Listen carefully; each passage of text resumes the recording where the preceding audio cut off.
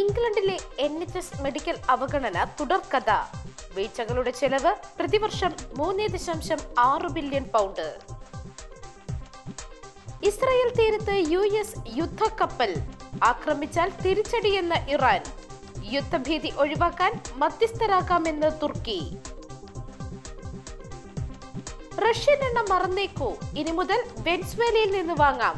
ഇന്ത്യക്ക് US-ന്റെ പുതിയ ഓഫർ. ഫെബ്രുവരി 12-ന് രാജ്യത്ത് പൊതുപണിമുടക്ക്.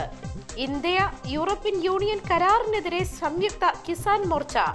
ഇന്ത്യ പിന്മാറണമെന്ന് ആവശ്യം.